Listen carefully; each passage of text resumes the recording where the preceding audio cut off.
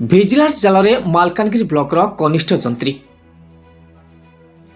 Odisha vigilance Nihar Ranjan ସରକାର ଜେଇ Malkangiri block ସହିତ ଜଡ଼ିତ ଆୟ ବହିର୍ଭୂତ ସମ୍ପତ୍ତି ରଖିବା ଅଭିଯୋଗରେ 4ଟି ସ୍ଥାନରେ ତଲାସ ଆରମ୍ଭ କରିଛି।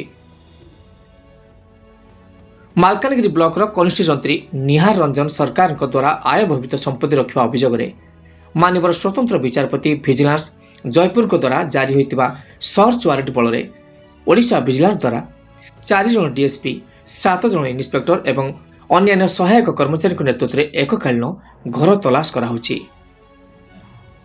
ଜୟନଗର ମାଲକାନଗିରି ଟାଉନରେ ଆବାସିକ 3 ମହଲା କୋଠା MPV 10 PS କାଲିମେଳା ଜିଲ୍ଲା ମାଲକାନଗିରି, ନବରଙ୍ଗପୁର ଜିଲ୍ଲା ରାୟଘରେ ତାଙ୍କର ସମ୍ପର୍କୀୟ ଘର, ମାଲକାନଗିରି ବିଡିଓଙ୍କ କାର୍ଯ୍ୟାଳୟରେ ତାଙ୍କ କାର୍ଯ୍ୟାଳୟର ଚାମ୍ବର ଖୋଜା ଚାଲିଛି ସବୁ ଜାଗାରେ।